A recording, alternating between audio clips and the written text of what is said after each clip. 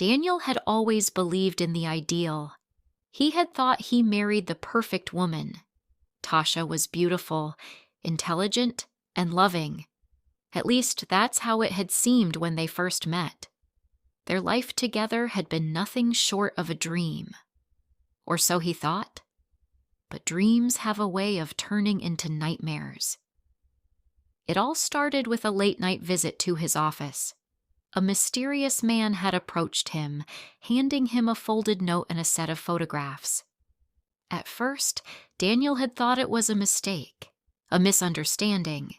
But then, his hands had trembled as he opened the pictures and saw the undeniable truth.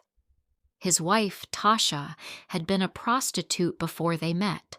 And worse, the photos were taken in places that felt too familiar, the places she had told him she had never been. His stomach twisted, his heart sank, and all the years of love and trust they had built together came crashing down in an instant. The following days were filled with confusion and rage. How could she have kept this from him? How could she have lied about her past? He confronted her immediately, his anger boiling over. But Tasha was quick to deny it. She claimed she was a changed woman, that she had done those things because she had no choice, that she was different now. She begged him to forgive her, to see her for who she had become, not for who she had been. But the more she spoke, the more Daniel felt the weight of her lies. His world had been shattered, and he could no longer look at her the same way. Then came the second blow. Tasha had given him 2 beautiful children over the years, children he adored. But after learning the truth about her past, Daniel began to question everything. He ran a paternity test in secret, desperate for answers, and when the results came in, it was like another dagger to his heart. The children were not his. They were the result of Tasha's past, the children of men who had used her, manipulated her, and walked away. Daniel's rage turned to something darker, something unrecognizable even to himself. He couldn't eat, couldn't sleep. Every time he looked at the children, his stomach churned. They weren't his. Nothing in his house felt like his anymore. The walls that once echoed with laughter now felt like a prison, closing in on him, suffocating him. At first, he tried to push the thoughts away. He told himself it wasn't their fault, that they were innocent. But the whispers in his mind grew louder. They reminded him that everything he had built was a lie. The children, the very proof of his love for Tasha, were reminders of her betrayal. He couldn't look at their faces without seeing the faces of the men she had been with. It started with small things. He'd leave the house for hours, wandering aimlessly through the city, trying to escape the suffocating weight of his thoughts. But no matter where he went, the whispers followed. They told him what he needed to do. They told him the only way to make things right was to erase the lie entirely. The first child's death was an accident. At least, that's what he told himself. A simple slip, a moment of neglect. But deep down, Daniel knew the truth. He had made a choice, and once that line was crossed, there was no going back. The guilt clawed at him, but the whispers grew louder, stronger. "It's for the best," they said. "You're setting things right." With each passing day, his resolve hardened. The second child's death came more easily. He planned it meticulously, ensuring that it would look like another tragic accident. The house grew quieter, emptier, but the weight in his chest remained. Tasha didn't notice at first. She was distracted, busy with her own worries and guilt. But as the days turned into weeks, she began to sense something was wrong. The silence in the house felt unnatural, like the calm before a storm. And then, one night, she found Daniel sitting alone in the dark, his face pale and his hands trembling. "Daniel?" she whispered. her voice shaky. "What's going on? Where are the kids?" He didn't answer. He couldn't. The weight of what he had done pressed down on him, and for a moment he thought he might confess. But then the whispers returned, silencing his guilt and filling him with cold resolve. "They're gone," he said finally, his voice flat and emotionless. "They were never ours, Tasha. None of this was real." Tasha's heart sank. She stared at him, her mind racing. She didn't want to believe it, didn't want to understand what he was saying. But the look in his eyes told her everything she needed to know. He had done something terrible, something unforgivable. She searched the house frantically, calling out for her children, praying that Daniel was lying, that this was some cruel joke. But the truth was undeniable. They were gone. Her babies were gone.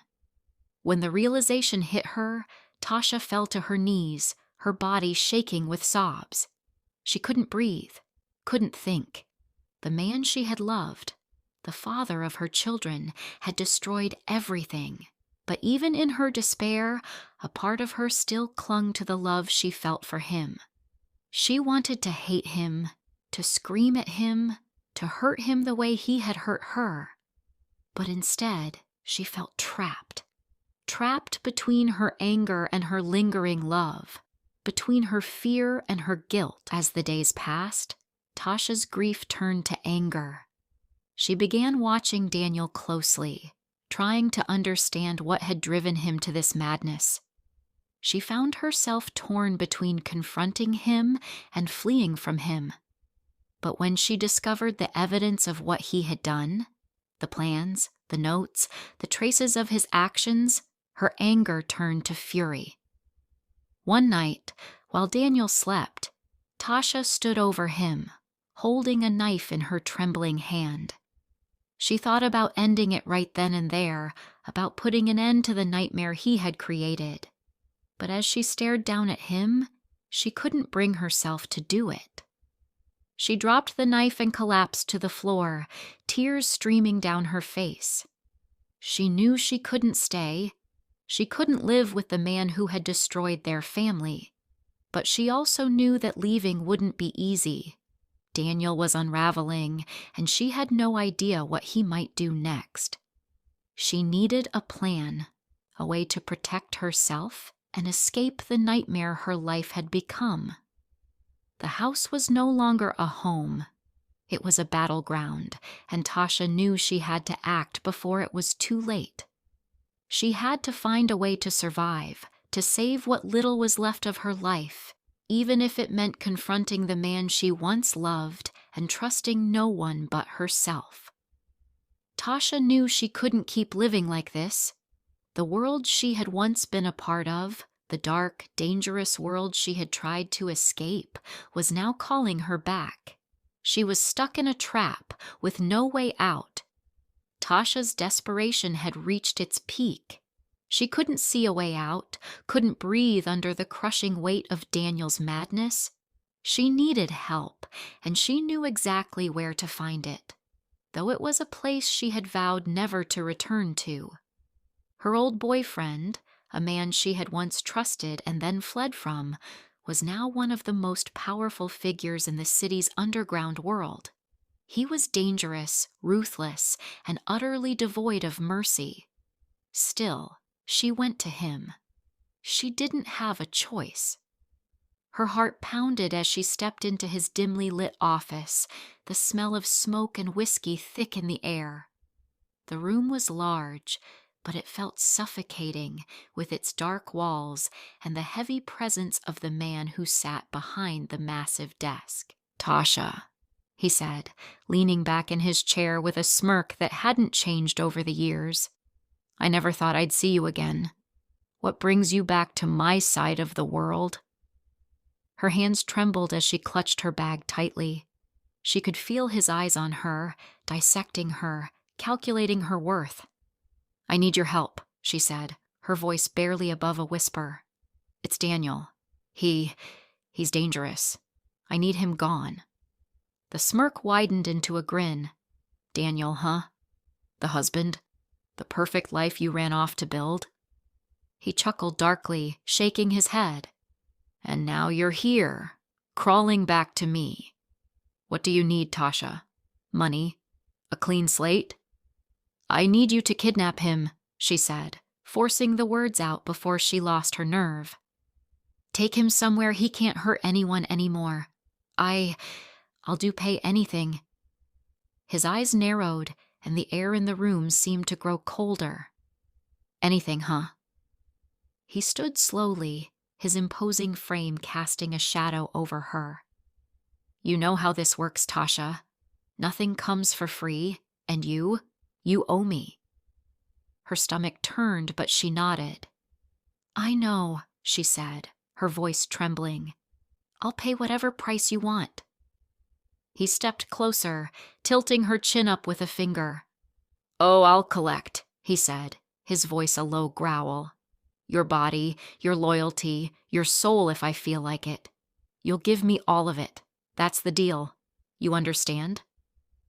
Tasha's heart hammered in her chest, but she didn't flinch. Yes, she whispered. I'll do it.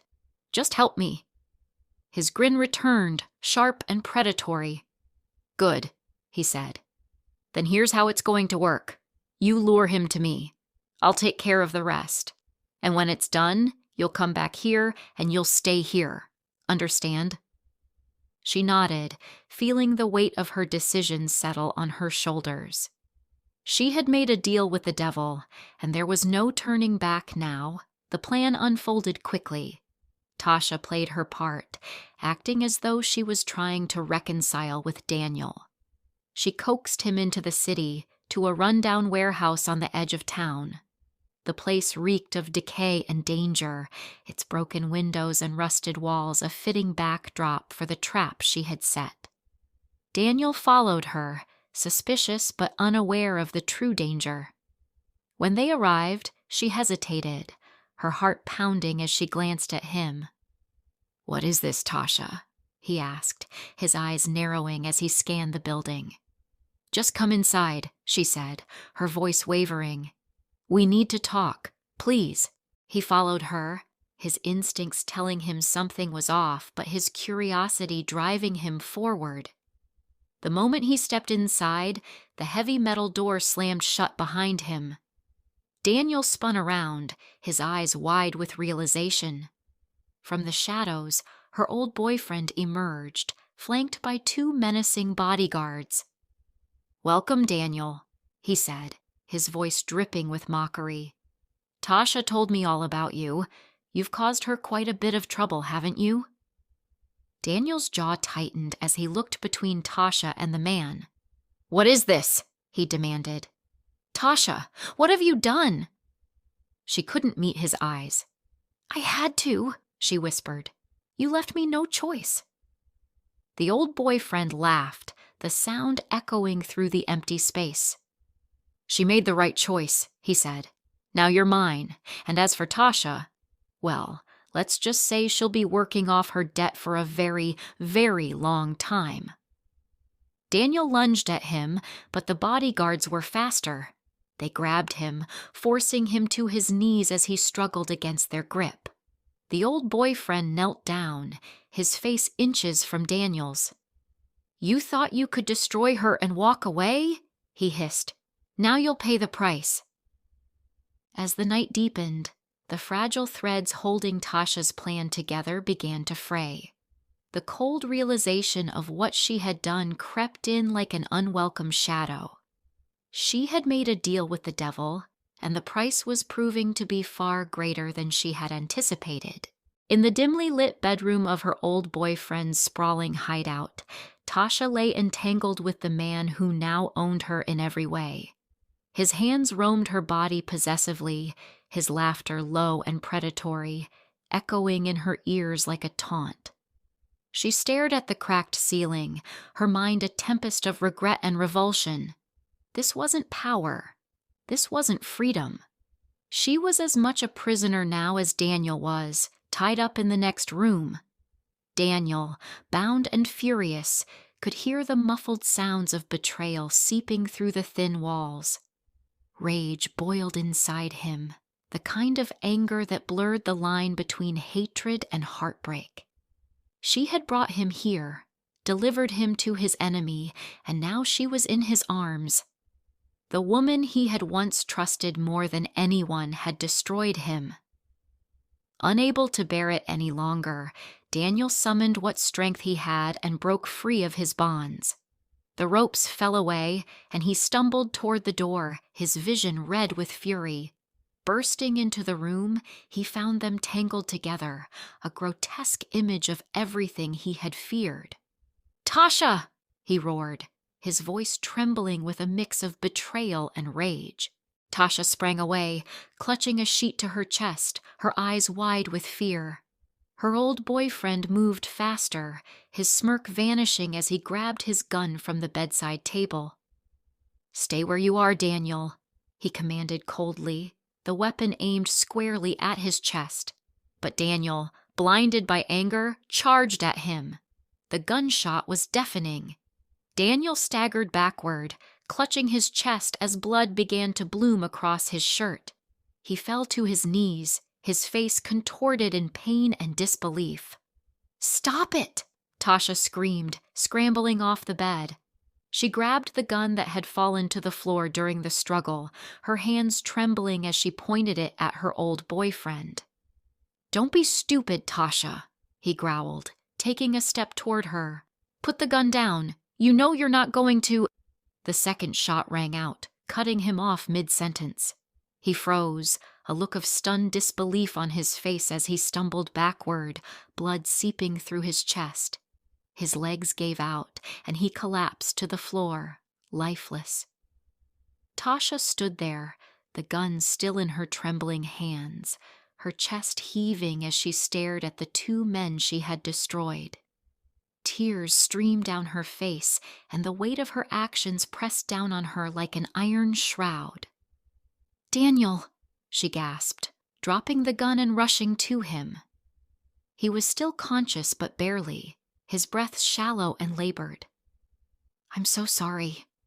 I never wanted this." He looked at her with a mixture of pain and fury, but said nothing. The betrayal had cut deeper than the bullet. Hearing the commotion of approaching footsteps, Tasha panicked. Desperate to escape, she ran to the window. The alley below was dark and unforgiving, but she didn't care. She climbed onto the ledge, her heart pounding, and leaped. She hit the ground hard, her head striking the pavement with a sickening crack. Pain exploded in her skull, and her vision blurred before fading into darkness. When she awoke, nothing was the same. The world was fractured, her thoughts disjointed and incoherent. The fall had left her broken in more ways than one.